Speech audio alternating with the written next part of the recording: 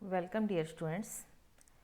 आज हम यूनिट 4 का टॉपिक कंस्ट्रक्टर और डिस्ट्रक्टर में टाइप ऑफ कंस्ट्रक्टर्स के बारे में डिस्कस करेंगे।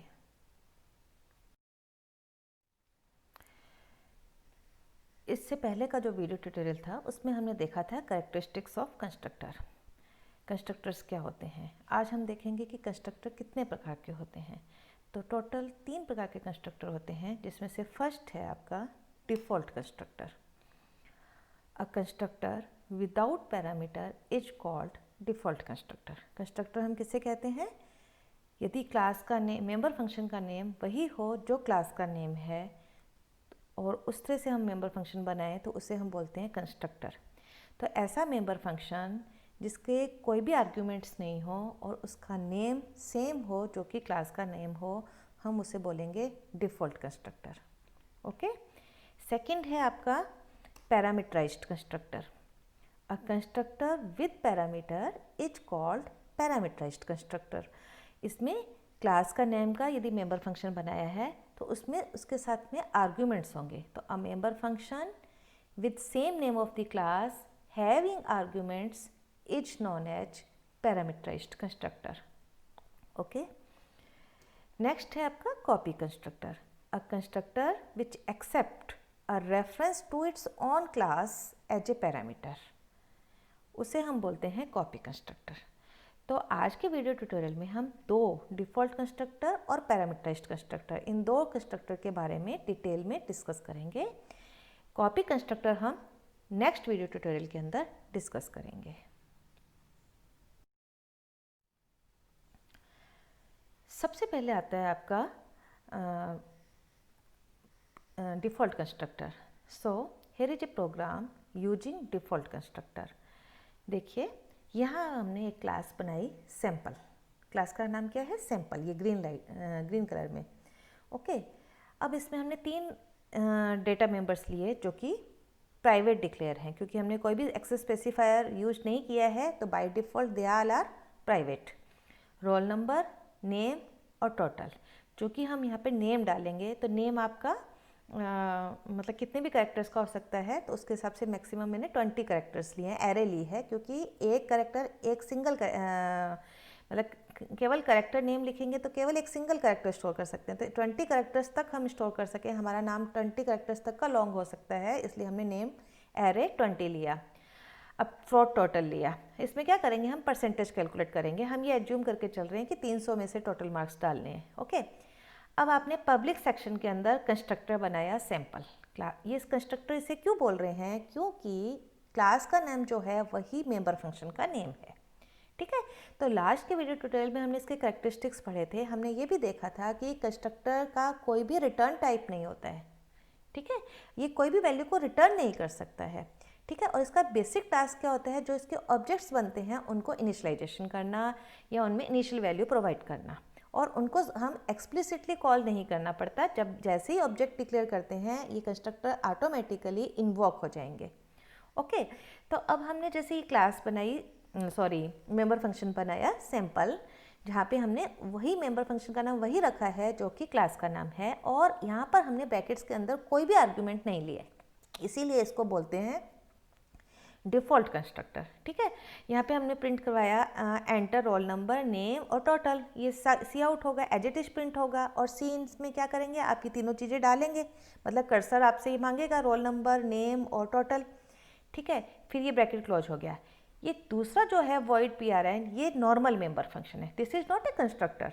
ठीक है। ये एक नॉर्मल मेंबर फंक्शन है। इसका रिटर्न यदि कुछ नहीं रिटर्न कर रहा तो भी हमें वॉइड लिखना पड़ेगा, क्योंकि मेंबर फंक्शंस जो नॉर्मल मेंबर फंक्शंस है उनमें तो रिटर्न टाइप होता है। तो हमें यहाँ पे ये रिटर्न नथिंग है, लेकिन हमें वॉइड लिखना पड़ेगा। वॉइड का मतलब रिटर्न नथिंग। ओके। अब यहाँ पे सी आउट पे आपने क्या किया? /n का मतलब एंटर लाइन। यहाँ पे रोल नंबर की एक्चुअल वैल्यू जो आपने यहाँ पे एंटर की थी वो लिखेगा, प्रिंट करेगा, नेम प्रिंट करेगा, और टोटल जो आपने डाला, मान लीजिए आपने टोटल डाला 200, तो 200 डिवाइड बाय 300 इंटू 100 मतलब परसेंटेज कैलकुलेट करेगा और वो परसेंटेज प्रिंट कर देगा। ओके।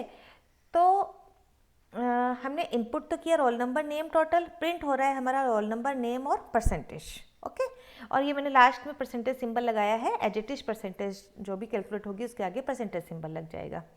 अब आप मेन में आते हैं, क्लियर स्क्रीन किया, आपने 3 ऑब्जेक्ट बनाए। अब आप देखें इससे पहले जो हमने यूनिट 3 के अंदर मेंबर फंक्शन किए थे उनमें हम INP1 फंक्शन लिखते थे ताकि हम वैल्यू को इनपुट करें, ठीक है, और उसको हम एक्सप्लिसिटली कॉल करते थे S1.INP1 या S2.INP1। लेकिन यहाँ पर हमें कॉल करने की जरूरत नहीं है, जैसे ही ये 3 ऑब्जेक्ट बनेंगे ये जो कंस्ट्रक्टर है 3 बार कॉल हो जाएगा। यदि एक है ऑब्जेक्ट है तो एक बार कॉल होगा, फिर S2 ऑब्जेक्ट के लिए कॉल होगा, फिर S3 ऑब्जेक्ट के लिए कॉल होगा, और उसके बाद में ये हेडिंग प्रिंट करने के बाद में ये S1.PRN मतलब जो भी वैल्यू आपने S1 से इन्वोक किया था, जो भी S1 का रोल नंबर और नेम और टोटल आपने डाला वो प्रिंट करेगा, फिर S2.PRN करेगा, S3.PRN होगा और ये बंद हो जाएगा। तो हम इसका आउटपुट देखते हैं।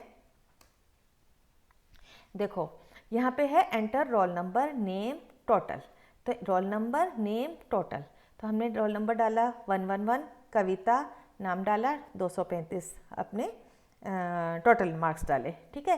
फिर ये S1 के लिए वर्क करेगा। फिर S2 के लिए आपने वापस से रोल नंबर डाला, ट्विंकल नाम डाला, 240 टोटल मार्क्स डाले। फिर S3 के लिए enter role number name total, S3 के लिए। तो जब हम प्रिंट कराएंगे ये हेडिंग प्रिंट करेगा role number name PIR percentage, ये हेडिंग है role number name PIR percentage, ये एडिटिव प्रिंट करेगा और यहाँ पर ये क्या करेगा, इनकी वैल्यू को प्रिंट करेगा। तो जो हमने इनपुट किया है रोल नंबर एडिटिव आ जाएगा, कविता ट्विंकल सुमित्रा ये नेम एडिटिव आ जाएंगे, लेकिन जो टोटल है उसमें क्या होगा, ये परसेंटेज कैलकुलेट करेगा 70, ये हमने क्योंकि फार्मूला लगाया है यहाँ पे, ये परसेंटेज कैलकुलेट करेगा।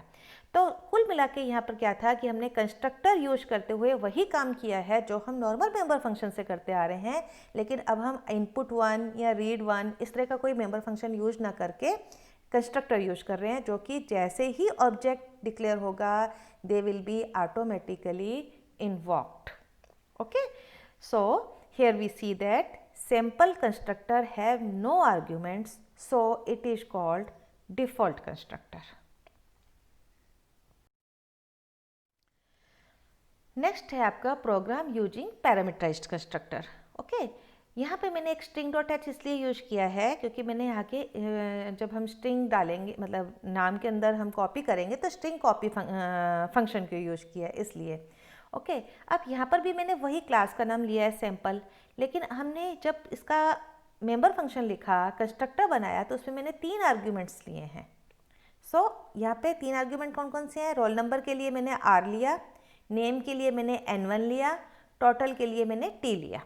तो जब 3 आर्ग्यूमेंट्स हैं, एक भी हो सकता था, 2 भी हो सकते हैं, कितने भी आर्ग्यूमेंट्स हैं, लेकिन यदि आर्ग्यूमेंट्स हैं या पैरामीटर्स हैं तो इसको हम बोलेंगे parameterized constructor. Is it clear? पिछले वाले एग्जांपल में क्या था, सैंपल के साथ में ओपनिंग और क्लोजिंग ब्रेसेस था, कोई आर्ग्यूमेंट्स नहीं था, लेकिन इस वाले प्रोग्राम के अंदर क्या है, सैंपल के साथ में सेम क्लास नेम है, उसके साथ में हमने 3 आर्ग्यूमेंट्स लिए हैं, या हम यूँ कह सकते हैं कि 3 पैरामीटर्स लिए हैं, इसलिए हम इसको बोलते हैं पैरामीटराइज्ड कंस्ट्रक्टर। ओके, कंस्ट्रक्टर इसलिए बोल रहे हैं क्योंकि सेम नाम है क्लास का, 3 आर्ग्यूमेंट्स हैं, इसलिए हम इसको बोल रहे हैं पैरामीटराइज्ड कंस्ट्रक्टर। ओके, तो कंस्ट्रक्टर विद पैरामीटर या constructor with argument is known as parameterized constructor. अब ये वर्क कैसे कर रहा है, सबसे पहले आपने सैंपल S1 ऑब्जेक्ट बनाया। जब आपने ऑब्जेक्ट बनाया तो आप वैल्यू अब आप यहीं से पास कर रहे हैं, तो 111 स्टोर होगा R में और R से जाएगा S1 का जो मतलब S1 के लिए जो 3 ये है रोल नंबर नेम टोटल, उनमें वैल्यू जाएगी 111 नीलू और 290। नीलू को चूंकि हम डायरेक्ट नहीं दे सकते हैं, मतलब हम इस तरह से नहीं लिख सकते हैं name is equal to N1, इसलिए हमने यहाँ पे फंक्शन यूज किया है string copy name comma N1। तो क्या होगा, ये नीलू जो जाएगा N1 में स्टोर होगा और यहाँ से नीलू क्या स्टोर हो जाएगा नेम के अंदर, ठीक है। फिर T total is equal to T है, तो जो वैल्यू 290 डाली है वो आपकी कहाँ जाके स्टोर होगी, टोटल के अंदर स्टोर होगी। तो ये S1 के 3 मतलब S1 ऑब्जेक्ट के 3 डेटा मेंबर्स हैं, इसी तरह से ये S2 ऑब्जेक्ट के 3 डेटा मेंबर्स हैं, इसी तरह से ये S3 ऑब्जेक्ट के 3 डेटा मेंबर्स हैं, ठीक है। अब सेम काम किया है हमने, कुछ नहीं किया, सेम हमने S1.PRN, S2.PRN, S3.PRN करते हुए तीनों ऑब्जेक्ट्स की वैल्यूज़ को प्रिंट कराया है। तो PRN क्या है, आपका नॉर्मल मेंबर फंक्शन है, और सैंपल क्या है, आपका पैरामीटराइज्ड कंस्ट्रक्टर है। तो अब इसका आउटपुट देखते हैं। ये देखें, रोल नंबर, नेम, परसेंटेज, ये एज इट इज प्रिंट करेगा। और जो हमने 3 वैल्यू डाली हैं उनका ये परसेंटेज, टोटल का जो हमने टोटल डाला है उसको यहाँ पे हमने फार्मूला लगाया है, इसलिए परसेंटेज कैलकुलेट कर देगा। हम ये मान के चल रहे हैं कि टोटल मार्क्स हम 300 में से ले रहे हैं। तो 111 फर्स्ट जो था S1 के लिए प्रिंट करवाएगा नीलू, और 290 से आपकी परसेंटेज निकालेगा आउट ऑफ 300 में से 96.6। फिर S2.PRN है तो S2 से 222, फिर शालू, और फिर 80%, 240 का 80%, ठीक है।